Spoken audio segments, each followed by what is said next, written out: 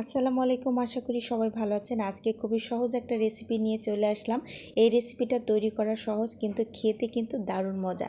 রেসিপিটা অনেকে অনেকভাবে তৈরি করে থাকে, কিন্তু আজকে আমি আমার মতো করে রেসিপিটা সবার সাথে শেয়ার করলাম। তো রেসিপিটা তৈরি করার জন্য এখানে আমি কড়াইয়ের মধ্যে পরিমাণ মতো সয়াবিন তেল দিলাম। তেলটা একটু গরম হওয়ার পর এর মধ্যে আমি পেঁয়াজ কুচি আর কাঁচামরিচ কুচি দিয়ে দিলাম। পেঁয়াজ আর কাঁচামরিচটা একটু হালকা যখন বাদামি কালার হয়ে আসবে, তখন এর মধ্যে আমি আদা রসুনের পেস্ট দিয়ে দিলাম, দুইটা মিলে 1.5 চামচের মতো। মশলাটা হালকা একটু ভেজে নেওয়ার পর এর মধ্যে আমি সব ধরনের গুঁড়া মশলা অ্যাড করব। এখানে আমি হলুদের গুঁড়া, মরিচের গুঁড়া, জিরার গুঁড়া আর ধনিয়ার গুঁড়া দিয়েছি। সবগুলো আমি আধা চা চামচ করে দিয়েছি। তো মশলাটা হালকা একটু নেড়েচেড়ে মিশিয়ে নিলাম। এবার এর মধ্যে আমি চিংড়ি মাছটা দিয়ে দিচ্ছি। চিংড়ি মাছটা দেওয়ার পর মশলার সাথে একটু ভালো করে কষিয়ে নিচ্ছি। এবার এর মধ্যে সামান্য একটু পানি দিয়ে দিব। পানিটা দেওয়ার পর মশলার সাথে চিংড়ি মাছটা খুব ভালোভাবে 5 মিনিট কষিয়ে নিতে হবে। মাছ ভালোভাবে কষানোর পর এবারে আমি লাউগুলো দিয়ে দিচ্ছি। লাউটা আমি আগে কেটে ধুয়ে পানি ঝরিয়ে রেখেছিলাম।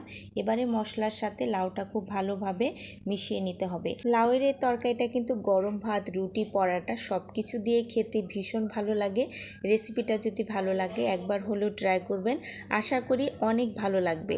তো খুব ভালোভাবে মশলার সাথে লাউটা মিশানো হয়ে গেছে। এবারে এর মধ্যে আমি পরিমাণ মতো লবণ দিয়ে দিচ্ছি। লবণটা দেওয়ার পর আবারও খুব ভালোভাবে লবণটা সবজির সাথে আমি মিশিয়ে দিচ্ছি।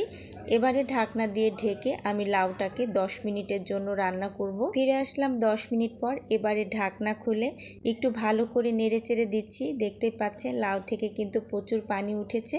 আবারও ঢাকনা দিয়ে ঢেকে আমি 5 মিনিটের জন্য রান্না করব। ফিরে আসলাম 5 মিনিট পর, আবারও একটু ভালো করে নেড়েচেড়ে দিচ্ছি। তো দেখতেই পাচ্ছেন লাউটা কিন্তু প্রায় সিদ্ধ হয়ে গেছে। এবারে এর মধ্যে এখন আমি একটা টমেটো দিয়ে দিলাম।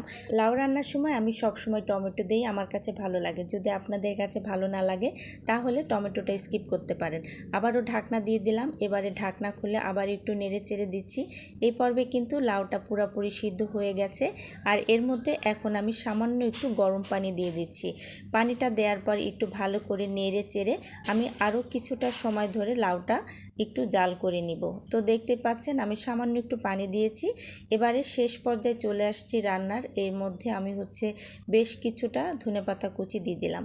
লাউ রান্না করবো আর ধনেপাতা কুচি দিব না, তা কী করে হয় বলুন তো? ধনেপাতা দেওয়ার কারণে কিন্তু লাউয়ের মধ্যে সুন্দর একটা ফ্লেভার আসছে। এবার একটু লবণটা দেখে নিব, কারণ রান্নার শুরুতে আমি লবণের পরিমাণটা একটু কম করে দিয়েছিলাম। তো এই পর্বে একটু লবণ দিয়ে আবার একটু ভালো করে নেড়ে চেড়ে দিলাম। তো রান্নার শেষ পর্যায়ে চলে আসছি। এবারে চুলাটা আমি বন্ধ করে দিচ্ছি।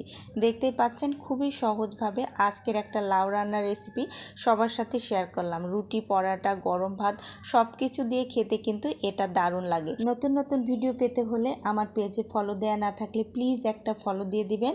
আর যারা ইউটিউব চ্যানেল থেকে দেখছেন আমার চ্যানেলটি সাবস্ক্রাইব করা না থাকলে প্লিজ একটা সাবস্ক্রাইব করে দিবেন। আবারও কথা হবে নতুন কোনো রেসিপি নিয়ে। সেই পর্যন্ত সবাই ভালো থাকবেন। আল্লাহ হাফেজ।